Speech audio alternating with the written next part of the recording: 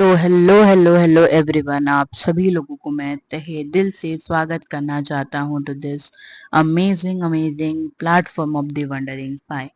मैं हूं आप लोगों का दोस्त और आप लोगों का होस्ट बिसकी बर्फी। स्वागत कर रहा हूं आप सभी लोगों को इस धमाकेदार से बैच टक्कर बैच में और टक्कर बैच के इस लेक्चर में। आज के इस लेक्चर में हम लोग एक नया चैप्टर शुरू कर रहे हैं, दैट इज यूक्लिड्स ज्योमेट्री। और ये वन शॉट लेक्चर रहने वाला है, ठीक है। बहुत ज़्यादा इजी चैप्टर है, कोई हार्ड नहीं है। बट अगर मैं आपको एक इंसिडेंट बताऊं कि अभी क्या हुआ, देखो अभी जो है ना, मैं 2 घंटे से लेक्चर रिकॉर्ड करने का ट्राई कर रहा हूँ। बट लेक्चर एक्चुअली में रिकॉर्ड ही नहीं हो रहा बिकॉज ऑफ माई लैपटॉप। आपको तो पता होगा रिकॉर्डिंग में वैसे इतनी प्रॉब्लम आती नहीं है, बट जब आती है तो बहुत ज़्यादा मतलब बुरा हाल कर जाती है ना। अभी थोड़ा सा रिकॉर्डिंग अच्छा हुआ है, तब ये माइक मेरा साथ छोड़ने को लगा है ना। अगर माइक साथ छोड़ देगा तो कैसे हो बनेगा, बात बोलो ना, है ना। देखते हैं, चलो स्क्रीन रिकॉर्डिंग की तरफ बढ़ते हैं अभी। ओके, तो वन शॉट लेक्चर ये रहने वाला है। मेनली हम लोग यहाँ पर एक्सियम्स और पोस्टुलेट्स के बारे में बात करने वाले हैं, है ना। देखो तो जो कैसे हो, हाल कैसा है, वो सब कमेंट्स में आप मेरे को बता देना, ठीक है। मैं देख लूंगा।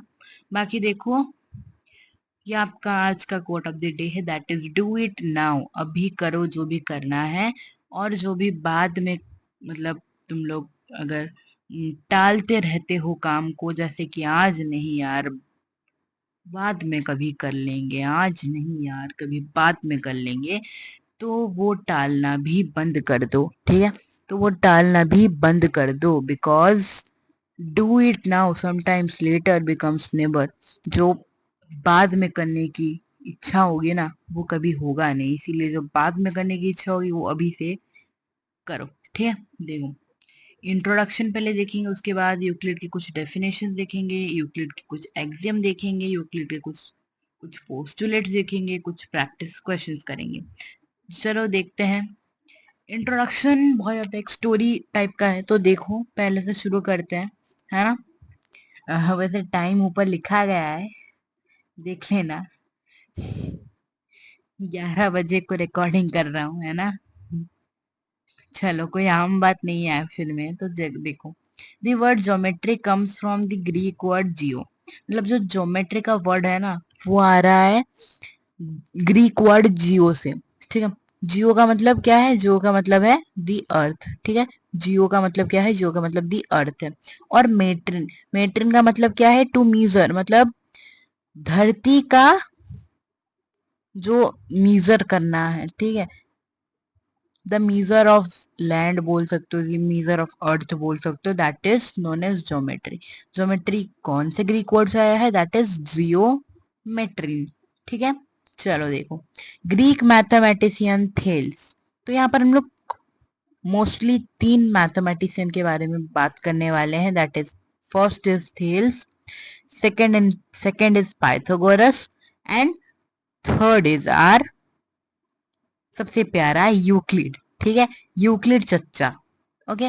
देखो, ग्रीक मैथमेटिशियन थेल्स भाई साहब, जो कि 640 बीसी से 546 बीसी तक है, मतलब 640 बीसी पर जन्म लिए हैं और 546 बीसी में उनका अंतिम संस्कार हुआ है। gave the first known proof of the statement that a circle is bisected by its diameter।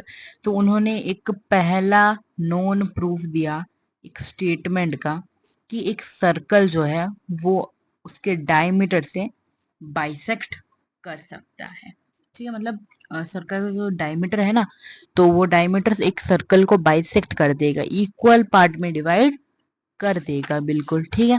तो मेरे को एक चीज देखने दो कि 640 बीसी 546 बीसी ये सही है फिर नहीं, है ना। वरना आप लोग भी बोलने लगोगे। 1 मिनट रुक जाओ, बस 1 मिनट रुक जाओ, बस मैं चेक कर लूं कि ये जो थेल्स भाई साहब है इनका जन्म और अंतिम संस्कार का दिन सही है फिर नहीं? एक मिनट। अ, अ, अ, अ, अरे भाई ये किसका लिख दिया मैंने यार, 640 BC से 546 BC, ये तो ऐसा तो कोई है नहीं है। किसका लिख दिया मैंने ये, पता नहीं, है ना, पता नहीं किसका तो लिख दिया है मैंने ये एक। अच्छा हाँ ये रहा, 640 BC से 546। हाँ सही है। चलो चलो आगे बढ़ते हैं। Sorry for the inconvenience. Thales most famous pupils was Pythagoras, मतलब थेल्स के सबसे ज्यादा जो फेमस पुपिल हैं, पुपिल यानी स्टूडेंट हैं, वो पाइथागोरस थे, जो कि 572 BC में जन्म लिए थे। ठीक है, देखो Pythagoras and his group, Pythagoras और उनका एक ग्रुप था, उन्होंने डिस्कवर किया बहुत सारे ज्योमेट्रिक प्रॉपर्टीज को और डेवलप किया थ्योरी ऑफ ज्योमेट्री को टू ए ग्रेट एक्सटेंट, और एक ऊपर ग्रेट एक्सटेंट तक लेकर गए। ठीक है, which was continued till 300 BC, जो कि 300 BCE तक कंटिन्यू हुआ। आगे चलते हैं। Euclid, a maths teacher at Alexandria and in Egypt.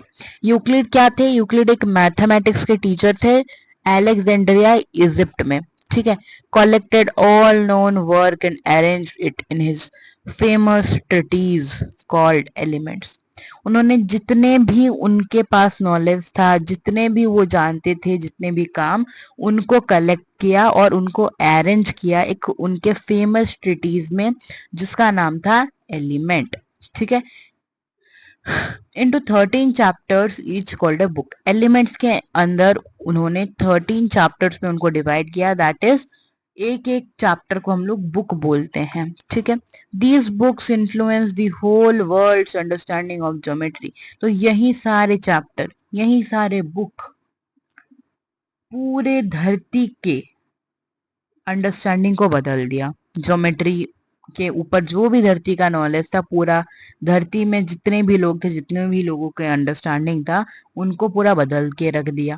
मतलब ये तब की बात बोल रहे हैं, ये तब की बात बोल रहे हैं जब जो लोग हैं उनको ज्योमेट्री का जी भी नहीं आता था, है ना, ज्योमेट्री का जी भी नहीं आता था, या फिर मैथमेटिक्स का एम भी नहीं आता था। तो तभी यूक्लिड आए और ये सब चीजों के बारे में उन्होंने बताया। ठीक है, further in this chapter we shall discuss Euclid's approach to geometry. Chapter के आगे हम लोग डिस्कस करेंगे जो यूक्लिड का अप्रोच किया था ज्योमेट्री की तरफ, और link it with present day geometry, और उनको हम लोग हमारे जो प्रेजेंट डे ज्योमेट्री है उसके साथ हम लोग उसको लिंक करेंगे। ठीक है, आगे चलते हैं। यूक्लिड के कुछ डेफिनेशंस देख लेते हैं।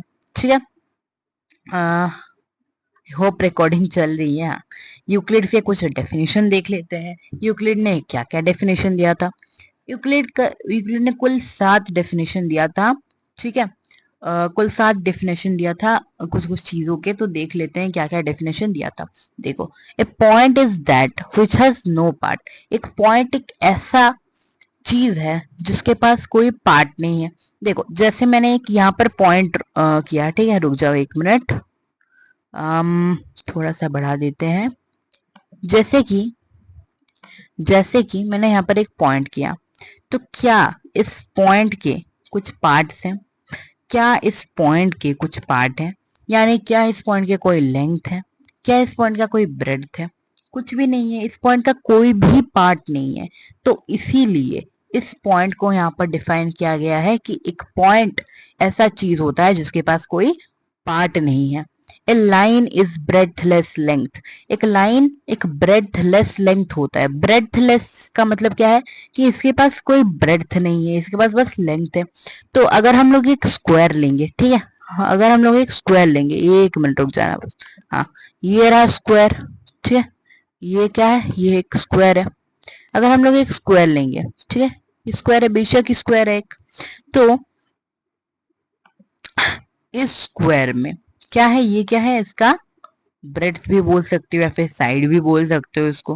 हाँ, अगर हम लोग रेक्टेंगल लेंगे, ठीक है, रेक्टेंगल लेंगे, एक रेक्टेंगल लेंगे, ठीक है, इसको हम लोगों ने रेक्टेंगल बना दिया। देखो, इस रेक्टेंगल के पास क्या क्या होता है? ब्रेड्थ होता है, लेंथ होता है। ब्रेड्थ किसको बोलते हैं? ब्रेड्थ इसको बोलते हैं, लेंथ इसको बोलते हैं। सो एक यहाँ पर ये बोला जा रहा है कि एक लाइन के पास सिर्फ एक लेंथ होता है, ब्रेड्थ नहीं होता है, ठीक है। एक लाइन के पास सिर्फ एक ब्रेड्थ होता है, लेंथ नहीं होता है, ठीक है।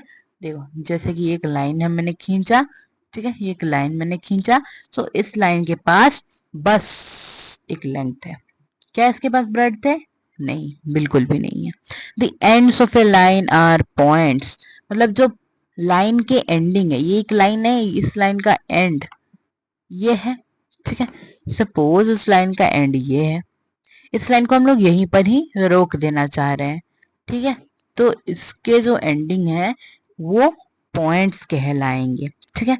इसके जो एंडिंग है वो पॉइंट्स कहलाएंगे। इसको हम लोग लाइन सेगमेंट बोल देंगे, है ना, इसको हम लोग लाइन सेगमेंट बोल देंगे। अच्छा, स्ट्रेट लाइन, जिसको हम लोग अभी लाइन सेगमेंट बोल रहे हैं, is a line which lies evenly with the points on itself. एक स्ट्रेट लाइन एक ऐसा लाइन होता है जिसके अंदर उसके पॉइंट्स रहते हैं, बहुत सारे पॉइंट्स रहते हैं। जैसे कि ये एक स्ट्रेट लाइन है, हम लोगों ने ड्रॉ किया है एक स्ट्रेट लाइन, इसके अंदर बहुत सारे पॉइंट्स इवनली लाई करेंगे, ठीक है, बहुत सारे पॉइंट्स इवनली लाई करेंगे, यानी यहाँ पर बहुत सारे पॉइंट्स होंगे, ठीक है। आगे बढ़ते हैं, बिल्कुल, ठीक है, बिल्कुल आगे बढ़ते हैं अभी। A surface is that which has length and breadth only. Surface एक ऐसा चीज है जिसके पास सिर्फ लेंथ और ब्रेड्थ है, ठीक है, जिसके पास सिर्फ लेंथ और ब्रेड्थ है, हाइट नहीं है। सरफेस देखो, प्लेन सरफेस की बात हो रही है।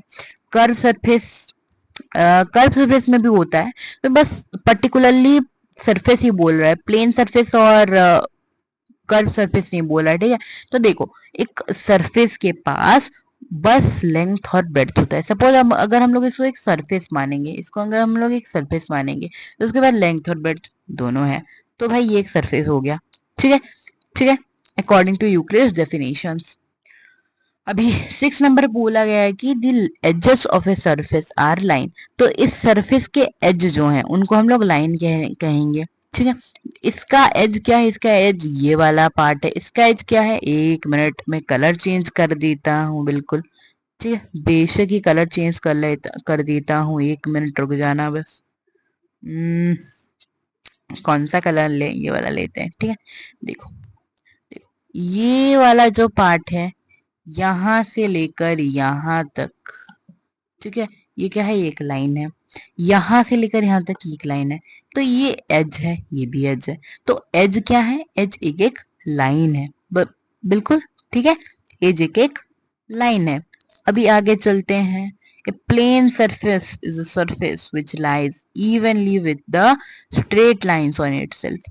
एक प्लेन सरफेस एक ऐसा सरफेस होता है जिसके जिसके जिसमें, ठीक है, एक प्लेन सरफेस एक ऐसा सरफेस होता है जिसमें इवनली स्ट्रेट लाइंस लाई करते हैं, स्ट्रेट लाइंस इवनली लाई करते हैं। देखो, ये हम लोगों ने एक प्लेन सरफेस लिया, ठीक है, ये हम लोगों ने एक प्लेन सरफेस लिया, बिल्कुल। इसके अंदर क्या करेंगे? इसके अंदर पॉइंट्स लाई करेंगे, ठीक है। इसके अंदर क्या करेंगे? इसके अंदर सॉरी लाइंस लाई करेंगे, है ना। इसके अंदर लाइंस लाई करेंगे, ये एक लाइन है, ये एक लाइन है, या फिर आप लोग बोल सकते हो ये डिवाइडेड है लाइंस में, ठीक है। ये जो एक सरफेस है, प्लेन सरफेस, ये लाइंस में डिवाइडेड है ना। तो इसीलिए क्या होंगे? ये एक प्लेन सरफेस में इवनली लाइंस लाई करते हैं। जैसे कि एक लाइन में, ये भाई ये क्या हो गया? जैसे कि एक लाइन में इवनली पॉइंट्स लाई करते हैं, सिमिलरली सरफेस में इवनली लाइंस लाई करते हैं। अभी आगे बढ़ते हैं। आगे क्या बोला गया है? यूक्लिड के कुछ डेफिनेशन के बारे में इधर बोला गया है। If you carefully observe and study the definitions, अगर आप लोग केयरफुली स्टडी करोगे और ऑब्जर्व करोगे इन डेफिनेशंस को, you will find that some parts like breadth, कुछ चीजें जैसे ब्रेड्थ हो गया, लेंथ हो गया, इवनली हो गया, उनको दोबारा से हमको एक्सप्लेन करना पड़ेगा, आगे बढ़ाकर एक्सप्लेन करना पड़ेगा।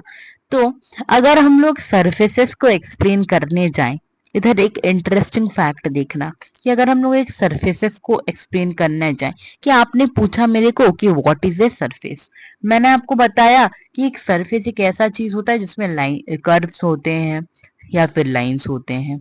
अगर कर्व सरफेस होगा तो वहां पर कर्व्स होंगे, अगर प्लेन सरफेस होगा तो वहां पर लाइंस होंगे।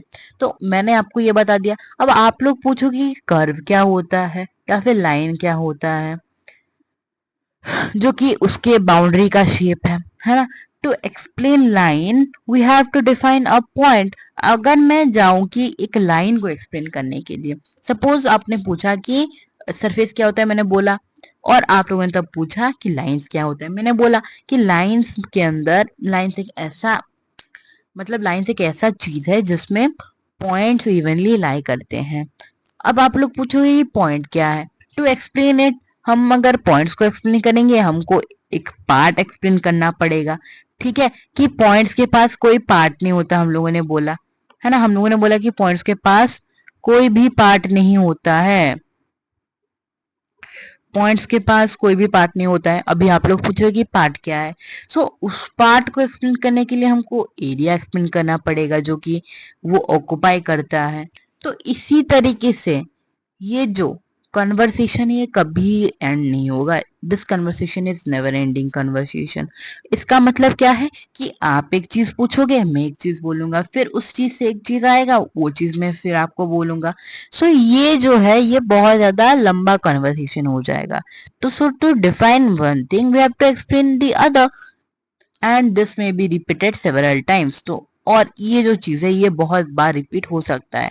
इसी रीजन के कारण कुछ मैथमेटिशियन एग्री करते हैं कुछ टर्म्स को अनडिफाइंड छोड़ देने में।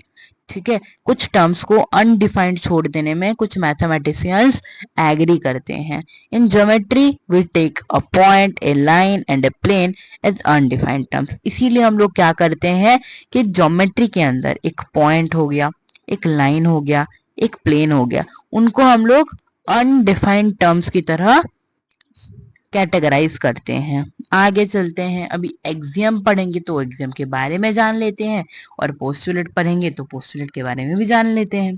तो एक्सियम क्या होता है? Axioms are the assumptions used throughout the mathematics and not specifically linked to geometry।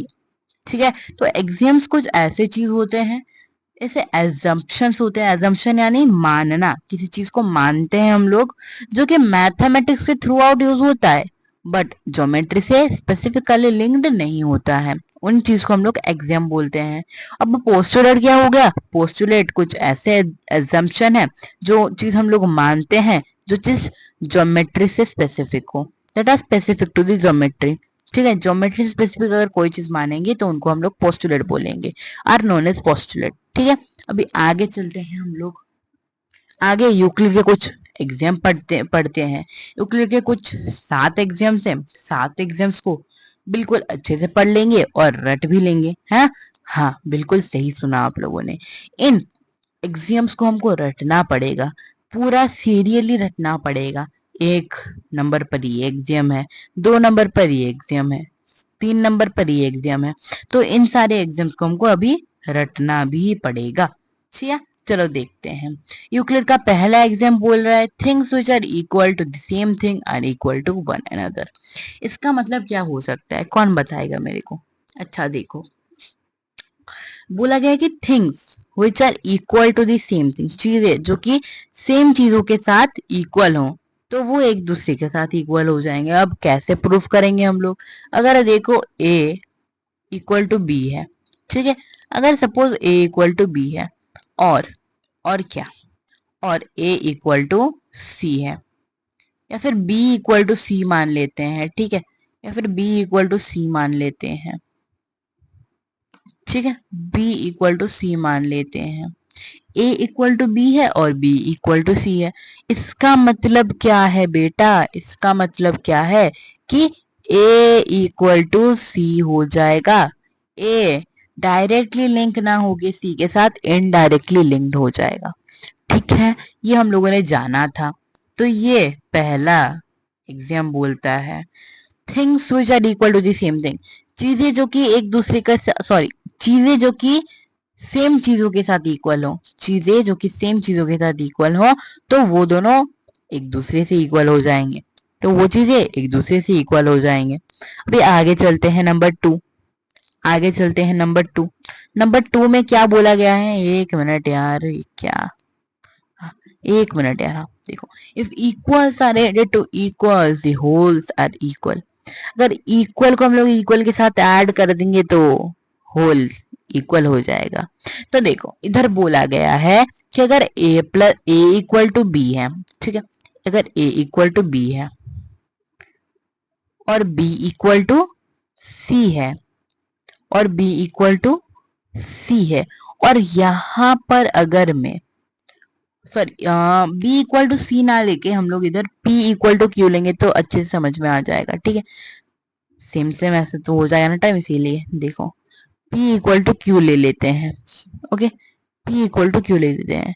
अभी अगर मैं a के साथ p को ऐड करूंगा और b के साथ q को ऐड करूंगा, तो बेटा क्या हो जाएगा, तो बेटा क्या हो जाएगा, बेटा ये दोनों जो है ये दोनों भी इक्वल हो जाएंगे। तो यही बोला गया था, अगर इक्वल्स को हम लोग इक्वल के साथ ऐड करते हैं तो होल इक्वल हो जाता है। अगर सेम चीजें, सॉरी, अगर सेम चीजों को हम लोग सेम चीजों के साथ ऐड करते हैं, सेम चीजों को अगर हम लोग सेम चीजों के साथ ऐड करते हैं तो जो पूरा पार्ट है, पूरा इक्वेशन है, वो इक्वल हो जाता है।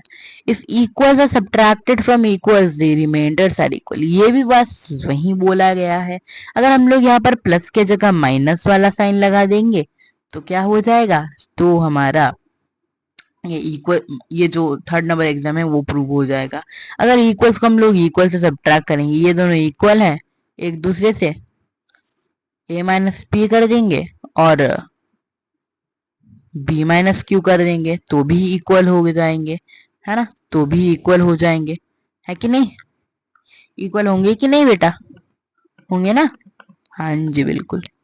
चलो चलो आगे बढ़ते हैं, ये क्यू का अच्छे से लिख देता हूं मैं। अच्छा जी, इनको हम अब हम लोग ले लेते हैं, अम,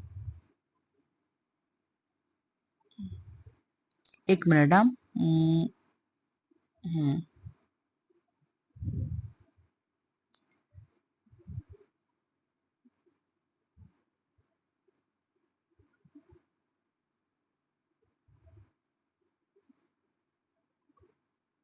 हाँ चलो देखो, थर्ड नंबर तक हो गया। अभी फोन नंबर क्या बोल रहा है, फोन नंबर बोल रहा है कि things which coincide with one another are equal to one another. Phone number बोल रहा है कि चीजें जो कि एक दूसरे के साथ कोइंसाइड करती हो तो वो चीजें एक दूसरे के साथ इक्वल हो जाएंगे। अब ये कोइंसाइड का मतलब क्या है, कोइंसाइड का मतलब है इक्वल होंगे अगर चीजें, अगर ये एक लाइन है, लाइन एल, लाइन एल का जो जितना भी जो पार्ट है ना, लाइन एल के जितने भी पार्ट हैं, जैसे कि इसका अगर लेंथ आपका 2 सेंटीमीटर है, ठीक है, और इसका भी लेंथ, ये एक लाइन एम है और इसका भी लेंथ अगर 2 सेंटीमीटर है, अगर इसका भी लेंथ अगर 2 सेंटीमीटर है, तो क्या हो जाएगा ना बेटा, तो यहाँ पर आपका एल एम के साथ कोइंसाइड कर जाएगा, ठीक है, एल एम के साथ कोइंसाइड कर जाएगा। अगर आपके पास ये एक लाइन है ए और यहाँ पर ऐसी लाइन है, अगर बीच में यहाँ पर बी लाई करता है, अगर यहाँ पर बीच में बी लाई करता है, ए इक्वल टू बी है और बी इक्वल टू सी है, ए इक्वल टू बी है और बी इक्वल टू सी है, इसका मतलब क्या हो जाएगा, इसका मतलब क्या हो जाएगा बेटा, इसका मतलब क्या हो जाएगा ना, ये बोला जाएगा कि ए बी बी सी के साथ कोइंसाइड कर रही हो, क्योंकि ये दोनों एक दूसरे से इक्वल है। तो चीजें जो कि एक दूसरे के साथ इक्वल हो, मतलब एक दूसरे के साथ कोइंसाइड करती हो, तो वो आपस में इक्वल हो जाएंगी, ये भी सेटिस्फाई हो गया। अभी नेक्स्ट पर चलते हैं, the whole is greater than the part, the whole is greater than the part, मतलब जो पूरा चीज है, मतलब जो पूरा चीज है वो आधे से ज्यादा है। इसका मतलब क्या है, अगर हम लोग एक जैसे कि देखो, एक मिनट मुझे सोचने दो। हाँ, सपोज एक चॉकलेट है ना, सपोज एक चॉकलेट है, ये एक चॉकलेट है, ठीक है, ये एक चॉकलेट है, ये एक टॉफी है आपका, एक चॉकलेट है। तो यहाँ पर क्या हो रहा है, ये पूरा चॉकलेट है ना, ये पूरा चॉकलेट, जैसे कि ये पूरा चॉकलेट है 4/4, 4 पार्ट में डिवाइड कर लिया, ये पूरा चॉकलेट है 4/4।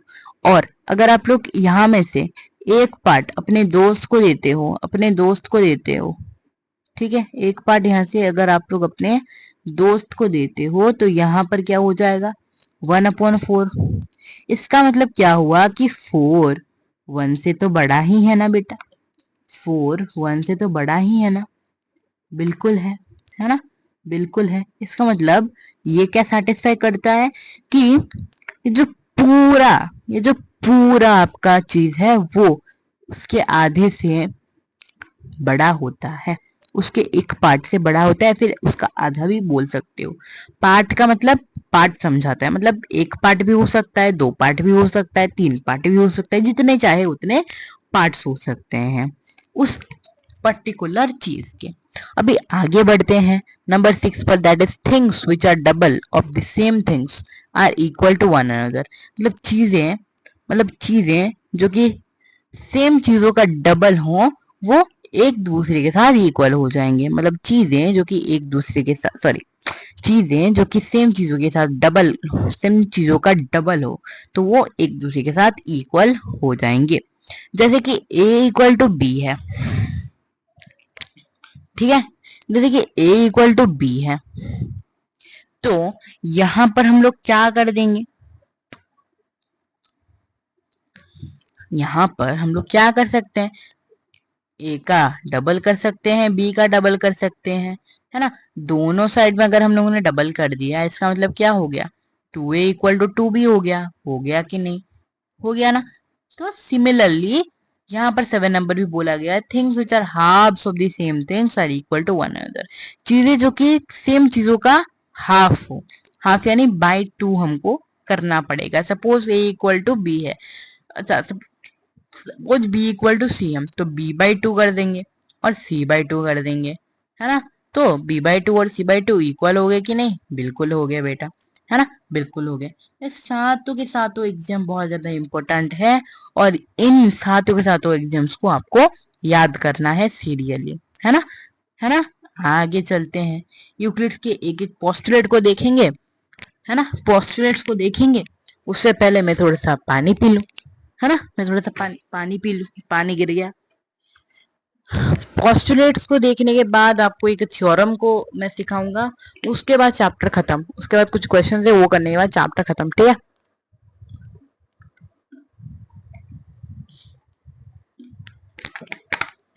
चलो देखो, हाँ, कुछ पोस्टुलेट्स को करेंगे अभी हम लोग, कुछ पोस्टुलेट्स को करेंगे अभी हम लोग। बिल्कुल देखो, यूक्लिड का पोस्टुलेट नंबर 1 क्या बोल रहा है, यूक्लिड का पोस्टुलेट नंबर 1 ये बोल रहा है कि एक स्ट्रेट लाइन को हम लोग किसी भी 2 पॉइंट से ड्रॉ कर सकते हैं। ये बोल रहा है देखो, स्ट्रेट लाइन में be drawn from any one point two any other point. मतलब एक स्ट्रेट लाइन को हम लोग किसी एक पॉइंट से किसी दूसरे पॉइंट तक से ड्रॉ कर सकते हैं।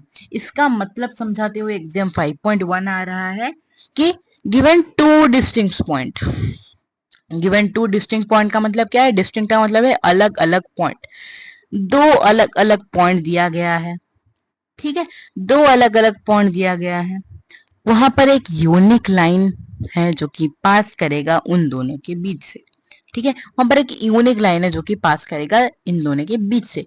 सपोज ये एक पॉइंट है, ये एक पॉइंट है, यहां में से एक लाइन पास करेगा कि नहीं, यहां में से एक ही लाइन पास करेगा, क्या 2-3 लाइन पास कर सकते हैं, नहीं कर सकते, बिल्कुल भी नहीं कर सकते 2 लाइन पास। इस पर लेकर एक थ्योरम है, उसको प्रूफ करेंगे, ठीक है। आगे चलते हैं, ये समझ में आ गया, देखो यहाँ पर बोला गया है ये एक पॉइंट है, सपोज मैं थोड़ा सा इनका कलर थोड़ा सा बढ़ा देता हूँ, हाँ देखो, ये एक लाइन मतलब ये एक पॉइंट है, ये एक पॉइंट है, इसमें से सिर्फ एक ही लाइन गया, 2 लाइन तो कभी नहीं जा सकते, है ना, 2 लाइन तो कभी नहीं जा सकते ये। और एक चीज यहाँ पर आता है कि सिर्फ एक पॉइंट से इनफाइनाइटली बहुत सारे लाइन क्रॉस कर सकते हैं, सिर्फ अगर एक पॉइंट होगा। एक पॉइंट से इनफाइनाइटली बहुत सारे लाइन्स यहाँ पर क्रॉस कर सकते हैं। आगे चलते हैं, चलो। A terminated line can be produced indefinitely. मतलब एक टर्मिनेटेड लाइन, टर्मिनेटेड का मतलब क्या है, जो कि खत्म हो गया है, ठीक है। टर्मिनेटेड का यहाँ पर मतलब क्या है कि जो कि खत्म हो गया है, जो चीज खत्म हो गया है, खत्म खत्म हो गया। टर्मिनेट का मतलब खत्म। Terminated line can be produced indefinitely. एक टर्मिनेटेड लाइन को हम लोग इनडिफाइनाइटली या फिर इनफाइनाइटली हम लोग एक टर्मिनेटेड लाइन को इनफाइनाइटली प्रोड्यूस कर सकते हैं। सपोज ये एक लाइन है आपका, ठीक है, सपोज ये एक लाइन है आपका, ये एक लाइन है आपका, है ना, ये एक लाइन है आपका, ए बी एक लाइन है आपका। उसको आप लोग जितना भी चाहे उतना प्रोड्यूस कर सकते हो। प्रोड्यूस यानी यहाँ पर से बढ़ा सकते हो, यहाँ पर से बढ़ा सकते हो, ठीक है, यहाँ पर से बढ़ा सकते हो, यहाँ पर से बढ़ा सकते हो, जितना भी चाहे उतना, ठीक है, आपके मर्जी से। तो ये आपको समझ में आ गया। It states that a line segment Euclid use term line, terminated line को यहाँ पर लाइन सेगमेंट बोला गया है, यूक्लिड ने लाइन सेगमेंट को टर्मिनेटेड लाइन बोला है। Can be extended on either side to form a line. एक लाइन फॉर्म करने के लिए हम लोग बोथ साइड्स में इसको बढ़ा सकते हैं। आगे चलते हैं। पोस्टुलेट नंबर 3 क्या बोल रहा है? पोस्टुलेट नंबर 3 बोला कि एक सर्कल को हम लोग कोई भी सेंटर और कोई भी रेडियस के साथ ड्रॉ कर सकते हैं। सपोज हमारे पास एक सेंटर है, ये सपोज ये हमारे पास एक रेडियस है ये। सर्कल को अगर हम लोग यहाँ से चाहें तो यहाँ से ड्रॉ कर सकते हैं। सर्कल को अगर हम लोग यहाँ से चाहें यहाँ से ड्रॉ कर सकते हैं। तो दुनिया में जितने भी सेंटर्स हैं, दुनिया में जितने भी आपके क्या है, दुनिया में जितने भी आपके रेडियसेस हैं, उनमें से आपको सर्कल मतलब बनता हुआ दिख जाएगा, ठीक है। ये कुछ एग्जांपल्स हैं। आगे चलते हैं। बिल्कुल, all right angles are equal to one another. इधर बोला गया कि जितने भी राइट एंगल आपको दुनिया में मिलेंगे वो सब एक दूसरे के साथ इक्वल हो जाएंगे। ये एक राइट एंगल है, ये एक राइट एंगल है, ये राइट एंगल इसके साथ इक्वल है, ये एक राइट एंगल है, ये एक राइट एंगल है, मतलब ये राइट एंगल इसके साथ इक्वल हो सकता है, ये राइट एंगल इसके साथ इक्वल हो सकता है, ये राइट एंगल इसके साथ इक्वल हो सकता है, ये राइट एंगल इसके साथ इक्वल हो सकता है ना, है ना, बिल्कुल सही बात है। दुनिया में जितने भी राइट एंगल हैं वो तो 90 डिग्री ही हैं, तो वो एक दूसरे के साथ इक्वल हो गए। आगे चलते हैं। यहाँ पर यूक्लिड का सबसे कॉम्प्लेक्स पोस्टुलेट, जिसको हम लोग पोस्टुलेट नंबर 5 के नाम से जानते हैं, या फिर प्ले फेयर्स एक्सियम भी आप लोग इसको बोल सकते हो, ठीक है। बिल्कुल मस्त सा पोस्टुलेट है, हाँ, बिल्कुल मस्त सा पोस्टुलेट है। उसको हम लोग समझेंगे अभी क्या लिखा गया है, ये सब, ठीक है, ये सब क्या बकायदी किया गया है यहाँ पर। चलो देखो, इफ स्ट्रेट लाइन, अरे यार मैंने तो एक स्ट्रेट लाइन बना दिया। If straight line falling on two straight lines, मतलब अब अगर एक स्ट्रेट लाइन, दो स्ट्रेट लाइन, ऐसे स्ट्रेट लाइन मत बनाना, है ना, दो स्ट्रेट लाइन है, दोनों में से एक स्ट्रेट लाइन यहाँ पर फॉल कर रहा होगा, ठीक है, दो स्ट्रेट लाइन है, दोनों स्ट्रेट लाइन पर एक स्ट्रेट लाइन फॉल कर रहा है, दो स्ट्रेट लाइन है, सपोज ये एल है, सपोज ये एम है, तो एल और एम में से ये एक पी लाइन क्रॉस कर रहा है, उसको फॉल कर रहा है वहां पर। Makes the interior angles on the same side of it, मतलब इट का मतलब क्या है, इट का मतलब इसको बोल रहा है, एक स्ट्रेट लाइन को बोल रहा है जो पहले में बोला था। उनके अंदर में जो इंटीरियर एंगल्स हैं, इंटीरियर एंगल्स ये भी हो सकते हैं, इंटीरियर एंगल्स ये भी हो सकते हैं, इंटीरियर एंगल्स ये भी हो सकते हैं, less than two right angles. और इन दो इंटीरियर एंगल्स को अगर लेस देन दो राइट एंगल, दो राइट एंगल से कम, दो राइट एंगल कितने होते हैं, 180 डिग्री होता है ना, दो राइट एंगल 180 डिग्री होता है। अगर 180 डिग्री से ये दो अगर 180 डिग्री से ये दो इंटीरियर एंगल्स अगर ये दो 180 डिग्री से छोटे होते हैं, कम होते हैं, then the two straight lines if produce indefinitely, तभी अगर ये दो स्ट्रेट लाइंस अगर हम लोग इनको इनफाइनाइटली प्रोड्यूस करेंगे, then meet on the same side on which the sum of the angles is less than the two right angles.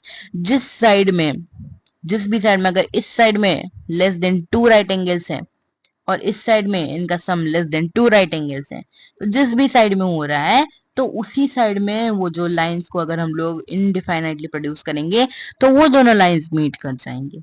ठीक है, तो वो दोनों लाइंस मीट कर, जैसे कि ये एक लाइन है, यहाँ पर इस साइड में किया गया है, इस साइड में किया गया है, इन दोनों का मेजर क्या है, 180 डिग्री से कम है, इन दोनों का मेजर क्या है, 180 डिग्री से कम है। अगर इनको हम लोग इनडिफाइनाइटली ऐसे प्रोड्यूस करते जाएं, ऐसे प्रोड्यूस करते जाएं, और इसको अगर हम लोग ऐसे प्रोड्यूस करते जाएं, क्या ये मीट कर रहे हैं? बिल्कुल ये इस पॉइंट पर मीट कर रहे हैं, है बिल्कुल ये इस पॉइंट पर मीट कर रहे हैं। तो इसीलिए इधर बोला गया है कि जिस भी साइड में 180 डिग्री से कम, जिस भी साइड में, जिस मतलब अगर दो स्ट्रेट लाइन है, ठीक है, दो स्ट्रेट लाइन है, दो स्ट्रेट लाइंस में एक स्ट्रेट लाइन फॉल कर रहा है, एक स्ट्रेट लाइन में जो ये दो इंटीरियर एंगल फॉर्म हो रहे हैं इनका अगर सम 180 से कम होगा, तो ये जो लाइंस है, जो लाइंस उसी साइड में होंगे जिस साइड में 180 डिग्री से कम हो रहा होगा, जिस साइड के जो इंटीरियर एंगल से 180 डिग्री से कम हो रहा होगा, उसी साइड में जो है आपके जो स्ट्रेट लाइंस है वो मीट कर जाएंगे। ठीक है, वो स्ट्रेट लाइंस मीट कर जाएंगे। अभी for example this line P Q falls, ये वही बोला गया अगर पी क्यू फॉल कर रहा होगा या और ट्रांसवर्सल की तरह एक्ट कर रहा होगा ए बी और सी डी लाइन में, और उसके अंदर जो इंटीरियर एंगल्स को 180 डिग्री से कम कर रहा होगा, तो ए बी और सी डी मीट करने के चांसेस हैं। ठीक है, मतलब मीट कर जाएंगे आगे जाकर, है ना, वही चीज इधर बोला गया। आगे चलते हैं बिल्कुल एग्जाम्पल पर, एक एग्जाम्पल देखेंगे, उसके बाद एक थ्योरम करेंगे, फिर चैप्टर खत्म, फिर कुछ क्वेश्चंस करेंगे, फिर चैप्टर खत्म। ठीक है, देखो एग्जाम्पल देखते हैं। यूक्लिड के जो 5 पोस्टुलेट है उनको पूरा रट लेना सीरियली, और जो 7 एक्सियम है उनको भी रट लेना बिल्कुल। ठीक है, उनको भी रट लेना बिल्कुल। आगे चलते हैं, देखो इधर बोला गया है अगर ए बी और सी 3 पॉइंट्स हैं एक लाइन के अंदर, एक लाइन है और उस लाइन के अंदर ए बी और सी तीनों पॉइंट्स हैं, और बी ए और सी के बीच में लाई करता है, तो आपको प्रूव करना पड़ेगा कि A B plus B C A C के बराबर है। तो आपको प्रूव करना पड़ेगा कि A B plus B C A C के बराबर है। अच्छा, तो ये प्रूफ कैसे होगा? ये प्रूफ दो मेथड से होगा। ठीक है, ये प्रूफ 2 मेथड से होगा। मैं आपको बुक वाला मेथड बताता हूँ। यहाँ पर मैं आपको बुक वाला मेथड बताता हूँ। देखो बुक वाले मेथड में इधर बोला गया है क्या, बुक वाले मेथड में इधर क्या बोला गया है, हमको यही प्रूफ करने को बोला गया है ना। हाँ देखो, इफ ए बी और सी 3 पॉइंट है लाइन में और बी लाई कर रहा है ए और सी के अंदर, मैं आपको बुक वाला मेथड बताता हूँ। देखो ये बुक वाला मेथड है। In the figure A C coincides with A B plus B C. इस फिगर के अंदर, इस जो फिगर के अंदर, फिगर जो दिया गया है इसके अंदर A B sorry A C coincide कर रहा है, यानी ए सी इक्वल है A B plus B C के साथ। ठीक है, ए सी इक्वल है A B plus B C के साथ। अगर आप लोग ए बी और बी सी को मिला दें तो आपको ऐसी ए सी मिल रहा है कि नहीं, तो इसीलिए इधर बोला गया कि ए सी कोइंसाइड, इसका मतलब क्या है, ए सी इक्वल टू है A B plus B C के साथ। अच्छा, ऑल्सो यूक्लिड्स एक्सियम 4 अगर, अच्छा और भी बोला गया कि यूक्लिड का जो एक्सियम 4 है जो कि बोलता है things which coincide with one another are equal to one another. जो चीजें एक दूसरे के साथ कोइंसाइड कर रहे हो तो वो इक्वल है। So it can be reduce that, reduce मतलब ये निकाला जा सकता है कि A B plus B C equal to A C. ठीक है, A B plus B C equal to A C. आगे क्या बोला गया है, in this solution it has been assumed that there is a unique line passing through 2 points. यहाँ पर ये जो आपका है ना यूक्लिड का एक्सियम नंबर 4, उसी के हेल्प से आपका ये जो है प्रूव हो गया बिल्कुल। ठीक है, बस इतना लिख देना आपका मार्क आ जाएगा। आगे चलते हैं, prove that N equilateral triangle can be constructed on any given line segment. ये पूरा ध्यान से समझना बेटा, ठीक है, ये पूरा ध्यान से समझना कि एक इक्विलेटरल ट्राइंगल को किसी भी लाइन से कंस्ट्रक्ट कैसे कर सकते हैं। ठीक है, आगे चलते हैं, देखो। तो let us assume any line segment से ए बी। तो अभी हमको पहले कोई भी लाइन सेगमेंट को एज्यूम करना पड़ेगा। सपोज ए बी इधर दिया गया है। अच्छा जी, हम लोगों ने इसको क्या कर लिया, एज्यूम कर लिया। नाउ यूजिंग ए कॉम्पास, चलो कॉम्पास निकालते हैं, मजा आएगा करने में, है ना। चलो कॉम्पास निकालते हैं, मजा आएगा करने में। कहाँ गया मेरा कॉम्पास, कहाँ गया मेरा कॉम्पास, एक मिनट रुकना। हाँ,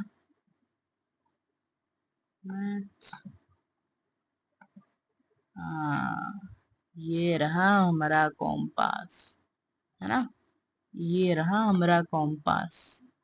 अरे दो दो कॉम्पास नहीं चाहिए रे।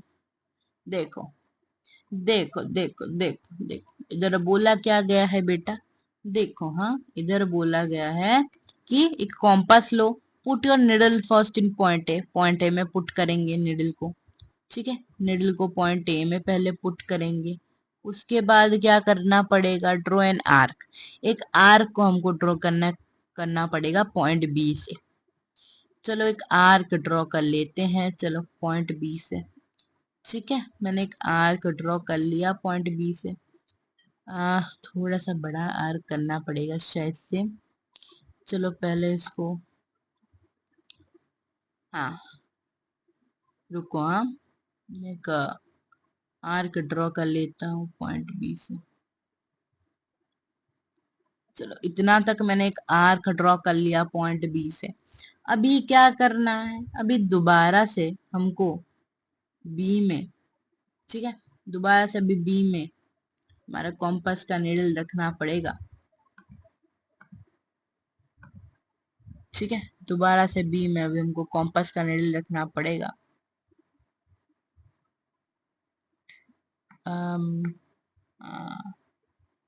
ये ऐसे क्या है हो रहा है, ऐसे कहाँ है हो रहा है ये, चलो देखो, चलो देखो, ये उल्टा हो रहा है, बाकी कोई बात नहीं। देखो यहाँ पर रख के हमको एक दोबारा से इधर करना पड़ेगा लाइन। अच्छा जी, ये हम लोगों ने कर लिया है। अभी इस कॉम्पास की कोई जरूरत नहीं है, भाड़ में जाने दो कॉम्पास को। अभी एक रूलर निकालते हैं। रूलर निकालने के बाद अभी क्या करेंगे ना, रूलर निकालने के बाद हम लोग क्या करेंगे ना, हम लोग क्या करेंगे ना, हम लोग रूलर को इधर डालेंगे।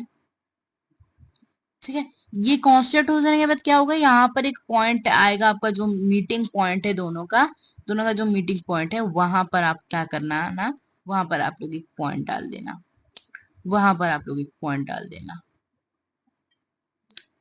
रूलर क्या सिर्फ स्ट्रेट ही हो सकता है, रूलर क्या सिर्फ स्ट्रेट ही हो सकता है, और कुछ नहीं हो सकता। चलो कोई बात नहीं, इधर एक लाइन खींच देते हैं, यहाँ से यहाँ तक एक लाइन खींच देते हैं, और यहाँ से तक एक लाइन खींच देते हैं। ठीक है ना, ये आपका एक यूकिलेटरल, मतलब सॉरी, इक्विलेटरल ट्राइंगल हुआ कि नहीं बेटा, ये एक आपका इक्विलेटरल ट्राइंगल हुआ कि नहीं, है ना, हो गया ना इक्विलेटरल ट्राइंगल, हो गया ना, इक्विलेटरल ट्राइंगल हो गया ना, है ना। तो वही बस इधर थ्योरेटिकली लिखा गया है? वही बस इधर थ्योरेटिकली लिखा गया है, बिल्कुल। चलो देखो, point A draw an arc from point B, then put the needle in point B. पहले पॉइंट ए में रखो, उसके बाद यहाँ पर एक आर्क ड्रॉ करो, फिर पॉइंट बी में रखो, फिर एक यहाँ से आर्क ड्रॉ करो। सी को जब जो दो आर्क मीट कर रहे होंगे, उस पॉइंट को सी ले लो। ठीक है, जैसे इधर बोला गया है, आगे चलते हैं, देखो। Now join the points one by one from A to C. पहले ए से सी पर ज्वाइन करो, फिर सी से बी पर ज्वाइन करो। According to Euclid's postulate number 3, a circle can be drawn with any point and any radius. Euclid के postulate number 3 के अकॉर्डिंग एक सर्कल को हम लोग कोई भी रेडियस और कोई भी पॉइंट के साथ ड्रॉ कर सकते हैं। तो देखो इधर हम लोग क्या करेंगे, सर्कल्स को एज्यूम करेंगे, सॉरी आर्क्स को, जो हम लोगों ने ड्रॉ किया था उनको हम लोग एज ए सर्कल एज्यूम करेंगे। ठीक है, जैसे कि देखो, अगर हम लोग एक सर्कल लेते हैं, है ना, अगर हम लोग एक सर्कल लेते हैं, हम लोग एक सपोज एक सर्कल लेते हैं, बड़ा वाला सर्कल एक लेते हैं, ठीक है। और भी बड़ा होगा आई थिंक थोड़ा सा। हाँ देखो, इस सर्कल को अगर हम लोग इसके साथ कोइंसाइड करवाएंगे, ठीक है, इस सर्कल को अगर हम लोग इसके साथ देखो, देखो देखो पूरा अच्छे से हम लोग करवा रहे हैं कि नहीं, है ना, अच्छे से करवा रहे हैं। देखो ये जो है, ये वाला आर्क है, ये वाला पार्ट है इस सर्कल का।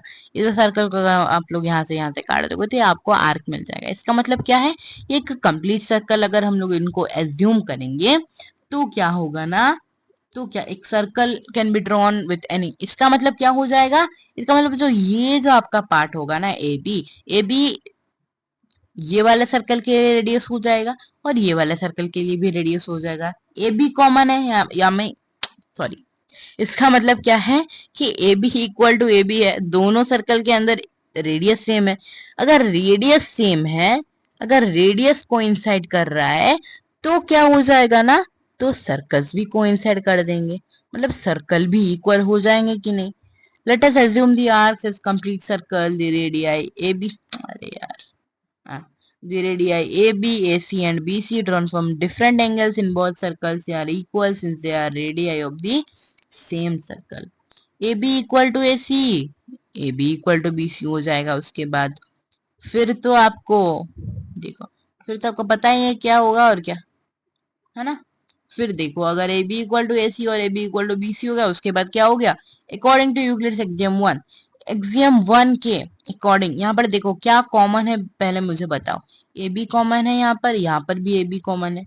इसका मतलब क्या हो जाएगा, ए C equal to B C हो जाएगा, है ना, सी इक्वल टू बी सी हो जाएगा। यूक्लिड्स के एक्सियम वन के मुताबिक थिंग्स जो कि इक्वल है सेम चीजों के साथ, वो एक दूसरे के साथ इक्वल है। इसका मतलब क्या हो गया, A B equal to A C हो गया और A C equal to B C हो गया, है ना। A B equal to A C equal to B C. Since all the sides are equal, the triangle formed will be an equilateral triangle. सारे side equal होने के कारण जो triangle आपका फॉर्म होगा वो एक इक्विलेटरल ट्राइंगल बन जाएगा, जैसे कि इधर बोला गया है। अभी आगे चलते हैं, थ्योरम नंबर 1 समझते हैं, पूरे अच्छे से समझते हैं, उसके बाद कुछ क्वेश्चंस करेंगे, फिर क्लास को एंड करेंगे, ठीक है। पानी थोड़ा सा पी लेते हैं।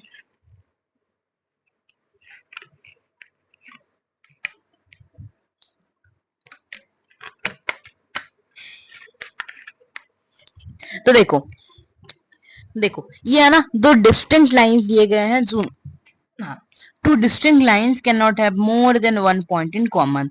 तो इधर बोला गया है कि दो डिस्टिंक्ट लाइंस है, दो अलग अलग लाइंस है, और हमको प्रूव करना पड़ेगा कि दो अलग अलग लाइंस में एक से ज्यादा पॉइंट कॉमन नहीं होते हैं। देखो हमारे पास क्या है, दो अलग अलग लाइन है, लाइन को सपोज एल और एम लेते हैं, they have only one point in common, उनमें सिर्फ और सिर्फ एक ही पॉइंट कॉमन है, उसको हमको प्रूफ करना पड़ेगा। ये पहले लिख दिया, उसके बाद प्रूफ के अंदर हम लोग लिखेंगे कि let two distinct lines L and M, दो डिस्टिंक्ट लाइंस एल और एम को लेंगे, इफ दे आर पैरेलल, अगर वो लोग पैरेलल होंगे, अगर वो लोग पैरेलल होंगे, then there is no point in common.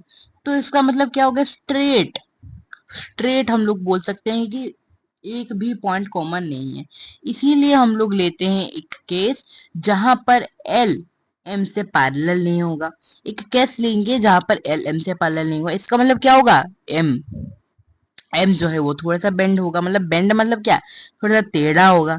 अगर टेढ़ा नहीं होगा, मतलब अगर ऐसे केस में नहीं होगा जैसे पैरेलल नहीं हो, तो यहाँ पर गड़बड़ हो जाएगा। गड़बड़ यानी कि यहाँ पर कोई भी पॉइंट कॉमन में नहीं रहेगा, है ना। अभी देखो, नाउ लेट एनी पॉइंट से ए, अभी कोई भी पॉइंट लेते हैं, सपोज ए लेते हैं and B lie on both the lines, ठीक है। सपोज ए और बी बोथ लाइंस में लाई कर रहे हैं, जैसे कि ये एक पॉइंट है, ये ए है, ये एक पॉइंट है, ये बी है, ए और बी दोनों दोनों लाइंस में लाई करते हैं।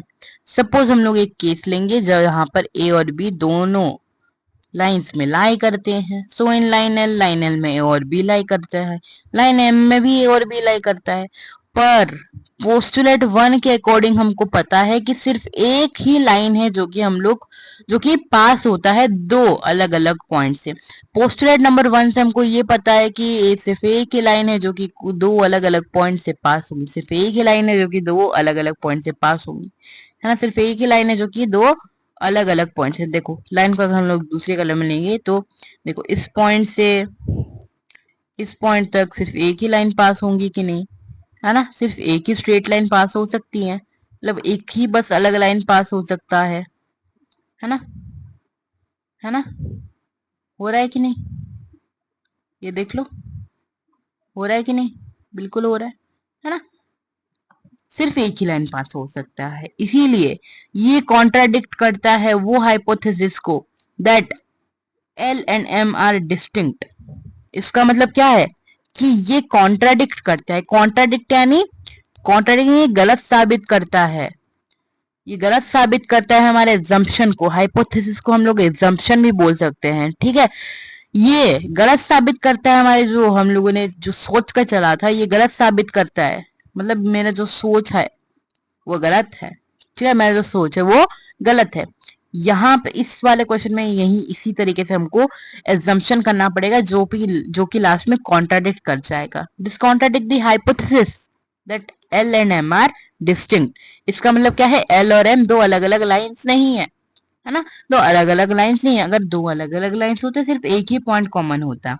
दस आर एजम्पशन इज रॉन्ग, इसीलिए हमारा जो एजम्पशन है जो हम लोगों ने सोच कर चला था वो गलत है। Hence two distinct lines cannot have more than one point in common, इसीलिए दो अलग अलग लाइंस में एक से ज्यादा पॉइंट कॉमन में नहीं हो सकता। बिल्कुल थ्योरम वन आपको समझ में आ गया होगा। अभी कुछ प्रैक्टिस क्वेश्चंस कर लेंगे, फिर सेशन को वाइंड अप करेंगे। प्रैक्टिस क्वेश्चन आपके एक्सरसाइज नंबर 5.1 से स्ट्रेट आए हैं, तो देखो पहले स्ट्रेट ट्रू और फॉल्स करना पड़ेगा। देखो पहला क्या दिया गया है, रीजन देखो दूसरे स्लाइड में लिखा गया है वो देख लेना। Only one line can pass through a single point, देखो ये बिल्कुल गलत है, ये फॉल्स है। सिर्फ एक ही लाइन एक सिंगल पॉइंट से पास नहीं कर सकता। अगर ये एक सिंगल पॉइंट है, यहाँ से इनफाइनाइटली बहुत सारे लाइंस पास कर सकते हैं, यहाँ पर इनफाइनाइटली बहुत सारे लाइंस पास कर सकते हैं, ठीक है। अगर एक पॉइंट है, यहाँ से बहुत सारे लाइंस पास कर सकते हैं, ठीक है। जैसे कि देखो जितने लाइंस करोगे उतने लाइन यहाँ से पास करेंगे इस पॉइंट से। अच्छा, उसके बाद बोला गया एक terminated line can be sorry there are an infinite number of lines which pass through two distinct points. Infinite number of lines होते हैं जो कि दो अलग अलग पॉइंट से पास कर सकते हैं, ये भी गलत है, ये भी गलत है। दो अलग अलग पॉइंट से बस एक ही लाइन पास कर सकता है, बिल्कुल, है ना, जो कि हम लोगों ने अभी पढ़ा भी। A terminated line can be produced indefinitely, एक टर्मिनेटेड लाइन को इनडिफाइनेटली प्रोड्यूस कर, ये बिल्कुल सही है, क्योंकि अकॉर्डिंग टू पोस्टल नंबर 2 एक टर्मिनेटेड लाइन को हम लोग इनडिफाइनेटली मतलब इनफाइनेटली प्रोड्यूस कर सकते हैं। अगर एक लाइन खत्म हो गया हो ऑलरेडी तो उसको हम लोग दोबारा से एक्सपैंड करके एक लाइन बना सकते हैं। अच्छा, if two circles are equal then the radii are also equal, अगर दो, ये बिल्कुल सही है, अगर दो सर्कल को हम लोग मानकर चलें, दो सर्कल को मानकर चलें तो उनके जो बाउंड्री है वो भी तो कोइंसाइड कर रहे हैं, उनके जो बाउंड्री है वो भी तो कोइंसाइड कर रहे हैं, उनके जो सेंटर है वो भी तो कोइंसाइड कर रहे हैं। अगर कर रहे हैं, अगर कर रहे हैं तो आपका रेडियाई भी, तो आपका रेडियाई भी क्या हो जाएगा, कोइंसाइड कर जाएगा, ठीक है, ठीक है, बिल्कुल समझ में आ गया। चलो देखो इन द गिव ये ट्रू हो गया, इसीलिए in the given figure A B equal to P Q equal to S X Y A B equal to, इस फिगर के अंदर क्या हो गया कि A B equal to P Q है, P Q equal to X Y है, तो क्या हम लोग A B equal to X Y लिख सकते हैं, बिल्कुल लिख सकते हैं, तो ये भी ट्रू हो गया आपका, है ना, तो ये भी ट्रू हो गया। According to Euclid's axiom number 1 things which are equal to same things,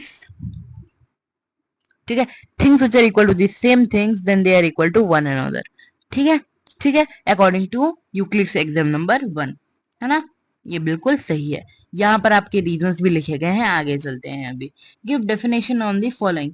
इन पर तो आप लोग डेफिनेशन लिख सकते हो, अगर नहीं लिख सकते तो यहाँ पर स्लाइड में बताया गया है कि पैरेलल लाइंस का मतलब क्या होता है, वो नेवर इंटरसेक्टिंग लाइंस होते हैं, जो कि इंटरसेक्ट कभी नहीं करेंगे, ठीक है, जो कि मीट नहीं करेंगे, नेवर मीट।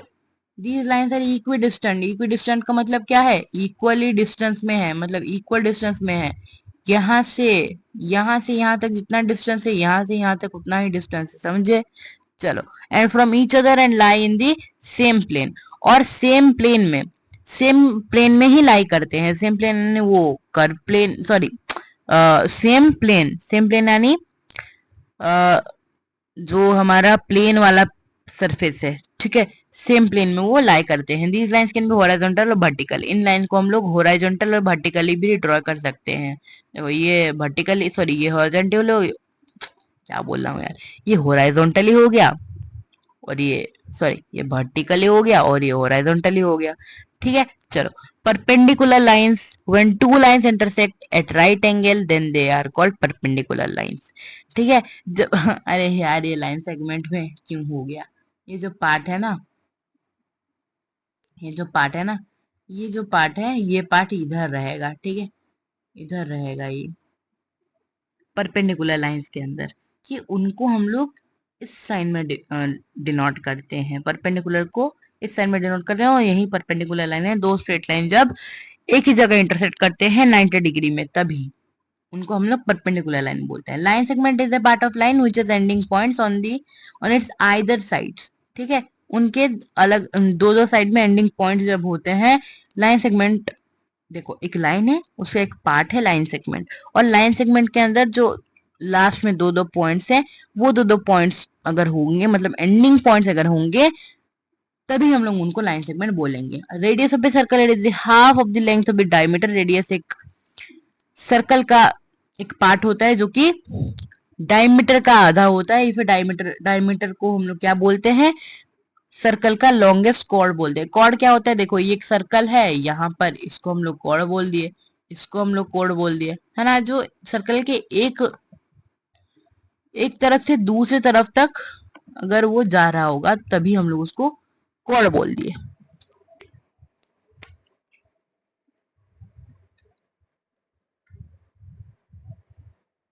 ठीक है, तभी हम लोग उसको कॉर्ड बोल दिए, समझ गए बेटा। आगे चलते हैं अभी। अच्छा, स्क्वायर भी है तो स्क्वायर देख लो, इट इज ए क्वाड्रिलेटरल। एक क्वाड्रिलेटरल होता है जिसके सारे साइड सारे एंगल्स इक्वल होते हैं, और ऑल एंगल्स का जो सारे एंगल्स जो होते हैं वो 90 डिग्री होते हैं। चलो, दो पोस्टुलेट दिए गए हैं, इनको मैं पूरा क्लियर कर देता हूँ, ठीक है, यहाँ पर आपको हेल्प होगा। चलो देखो, दो पोस्टुलेट है, देख लो, given any two distinct points A and B, there exist a third point C which is between A and B. ठीक है, यहाँ पर बोला गया है कि दो अलग अलग पॉइंट्स ए और बी दिया गया है, और उस वहां पर उसके बीच में एक थर्ड पॉइंट लाई करता है जो कि ए और बी के बीच में है। There exist at least 3 points that are not on the same line. तो तीन अलग अलग पॉइंट्स एग्जिस्ट करते हैं जो कि सेम लाइन में नहीं हो। आओ देखते हैं answer. There are several undefined terms. इसके अंदर बहुत सारे अनडिफाइंड, अच्छा हाँ, नीचे दो जो दिया गया था, नीचे वाला पार्ट मैंने लिखा नहीं, देखो, there are several undefined terms. इसके अंदर बहुत सारे अनडिफाइंड टर्म्स है ना। और ये कॉन्सिस्टेंट है कि नहीं पूछा गया, तो इधर बोला गया कि दे आर कॉन्सिस्टेंट। वो कॉन्सिस्टेंट है as they deal with two different situation, क्योंकि दो दो डिफरेंट सिचुएशन से वो डील कर रहा है मतलब कि जो यहाँ पर दो पोस्टुलेट दिए गए हैं, तो वो दो पोस्टुलेट दो दो अलग अलग सिचुएशन से डील कर रहा है। Says that given 2 points A and B. यहाँ पर पहला वाला पोस्टुलेट बोल रहा है कि दो पॉइंट ए और बी दिया गया है, और उसके अंदर पॉइंट सी लाई कर रहा है उसके अंदर। Says that given A and B you can take C not lying on the line through A and B. तो यहाँ पर सेकंड बोल रहा है कि ए और बी दिया गया है, और आप लोग सी ले सकते हैं जो कि वहीं उस लाइन में नहीं होगा जिस लाइन में और ए और बी होंगे।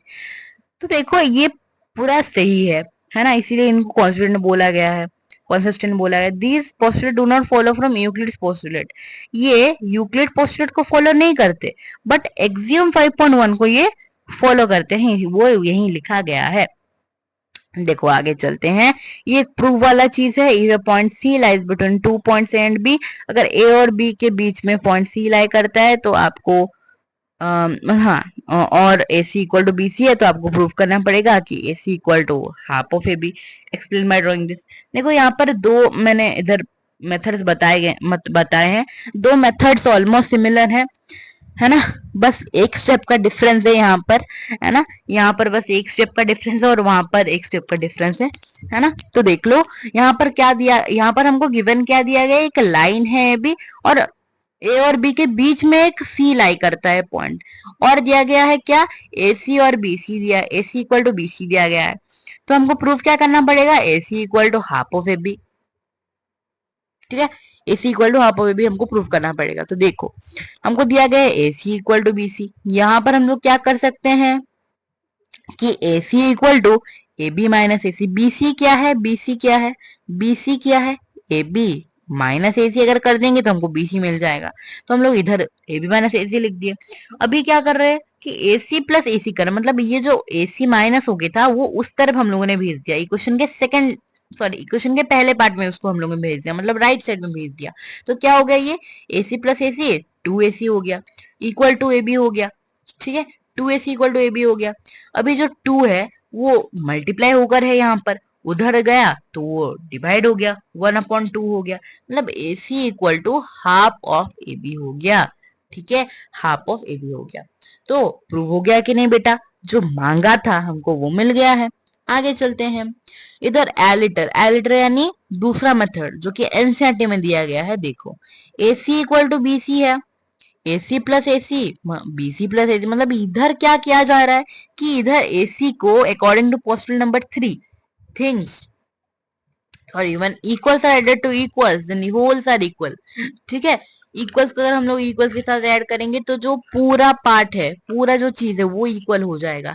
तो इसीलिए हम लोग क्या कर रहे हैं यहाँ पर कि एसी को ऐड कर रहे हैं इक्वेशन के दोनों साइड में, इक्वेशन के राइट साइड में भी, इक्वेशन के लेफ्ट साइड में भी एसी को हम लोग ऐड कर रहे हैं, जिसके कारण क्या हो रहा है, यहाँ पर 2ac हो रहा है और यहाँ पर ए बी हो रहा है। बीसी प्लस एसी क्या है, बीसी प्लस एसी क्या है, बीसी प्लस एसी हमको क्या देता है, ए बी देता है, तो ए बी मिल गया हमको। अभी जो टू है वो मल्टीप्लाई होकर है उधर गया तो डिवाइड हो गया, A C equal to half of A B. दोनों मेथड ऑलमोस्ट सिमिलर हैं, आप दोनों मेथड से कोई भी मेथड कर सकते हैं। आई थिंक एनसीईआरटी वाला मेथड बहुत ज्यादा इजी है। अभी आगे चलते हैं, क्वेश्चन करते हैं, question number 5 and question number 4। Question number 4 में पॉइंट सी को मिड पॉइंट के नाम से बोला गया है of line segment A B. हाँ, इधर बोला गया है कि पॉइंट सी को हम लोग मिड पॉइंट बोल रहे हैं लाइन सेगमेंट ए बी का। ये जो यहाँ पर जो है ए बी के मिड में सी है, मतलब इसके बीच में सी है। क्यों क्यों मिड पॉइंट बोला जा रहा है, क्योंकि वो जो लाइन है उसको वो क्या कर रहा है, दो इक्वल पार्ट्स में डिवाइड कर रहा है, इसीलिए हम उसको मिड पॉइंट बोल रहे हैं। Prove that every line segment has one and only one mid point. हमको ये प्रूव करना पड़ेगा कि हर एक लाइन सेगमेंट में सिर्फ एक और एक ही मिड पॉइंट होता है। देखो इधर आंसर दिया गया, हमको हमारे पास क्या है, एक लाइन सेगमेंट ए बी है, हमको क्या प्रूव करना पड़ेगा, they have one and only one mid point. ठीक है, देखो चलो एक लाइन सेगमेंट ए बी लेते हैं, let the line B A straight line, और उस लाइन को हम लोग एक स्ट्रेट लाइन भी एज्यूम करते हैं। बाय डेफिनेशन, डेफिनेशन को पढ़ते ही हमको क्या यहाँ पर दिखाई दे रहा है कि the mid point C of a line segment, कि जो मिड पॉइंट सी है लाइन सेगमेंट ए बी का, वो क्या है, वो एक पॉइंट है on this segment that divides, वो एक पॉइंट है लाइन सेगमेंट ए बी का, एक सीन सी एक पॉइंट है जो कि लाइन सेगमेंट एबी को दो इक्वल पार्ट्स में डिवाइड कर रहा है, लाइन सेगमेंट एबी को दो इक्वल पार्ट्स में डिवाइड कर रहा है।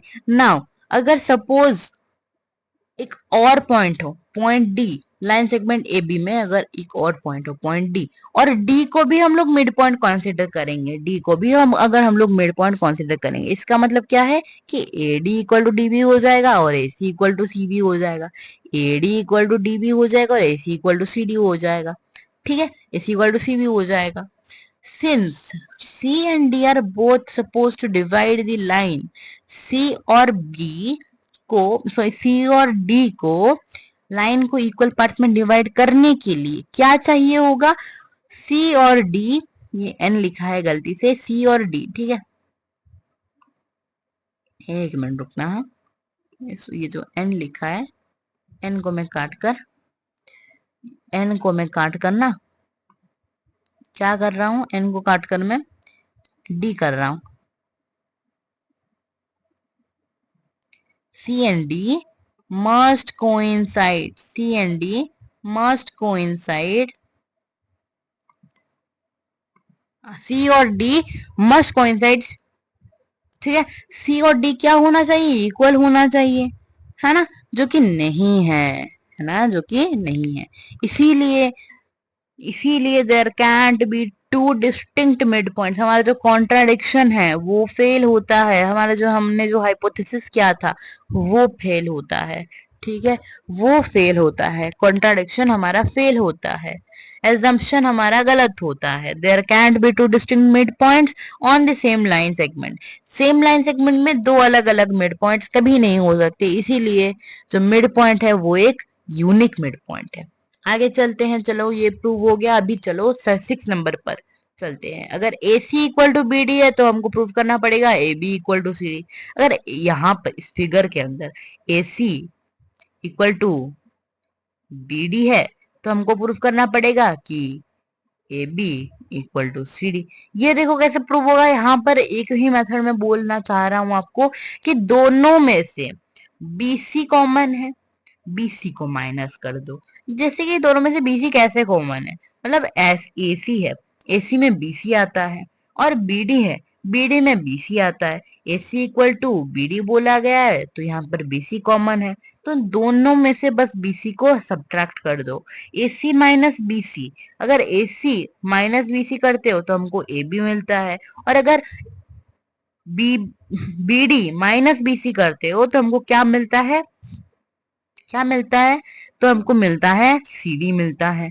ठीक है, अगर बीडी माइनस बीसी करते हो तो हमको सीडी मिल जाता है ना, अगर बीडी माइनस बीसी करते हो तो हमको सीडी मिल जाता है, तो इसी तरीके से क्या होगा, given A C equal to B D, हमको क्या बोला गया, A C equal to B D जगह तो हमको प्रूफ करना पड़ेगा A B equal to C D, A C equal to B D, A C minus B C, B D minus B C, prove हो गया कि नहीं, सब्ट्रैक्ट करना पड़ेगा बी सी को बोथ साइड से यूक्लिड के पोस्टुलेट 3 के अकॉर्डिंगली, ठीक है, यूक्लिड पोस्टुलेट 3 के अकॉर्डिंग में हमको इसको प्रूव करना पड़ेगा। आगे चलते हैं, देखो कि क्वेश्चन आ रहा है हमारे पास, आई होप कि आपको समझ में आ रहा होगा, भाई 12-13 हो गया, चलो देखो कोई बात नहीं, देखो why is exam 5 in the list, ये लास्ट क्वेश्चन है,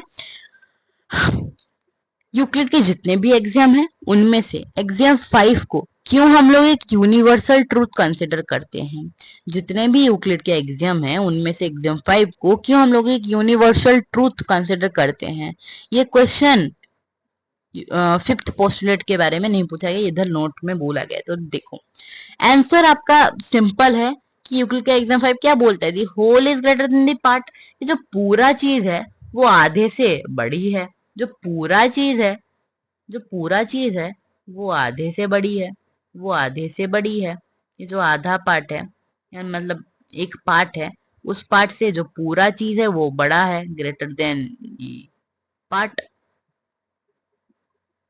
ठीक है, ग्रेटर देन दी पार्ट, है ना, greater than the part, since this is true for everyone in the universe, क्योंकि क्योंकि ये हर एक व्यक्ति के लिए, हमारे यूनिवर्स के अंदर हर एक व्यक्ति के लिए ये सही है, ठीक है, मतलब ये एप्लीकेबल है, ये कंसीडर किया जाता है यूनिवर्सल ट्रूथ, बस एक लाइन में आंसर हो जाएगा आपका, ज्यादातर तो पूछते नहीं लेकिन एनसीईआरटी में दिया गया, क्या करेंगे, हाँ, देखो क्योंकि ये हर एक व्यक्ति के लिए यूनिवर्स में जो भी रहता है उनके लिए यही एक ही स्टेटमेंट लागू होता है, एप्लीकेबल है, ये एक यूनिवर्सल ट्रुथ कंसिडर किया जा रहा है।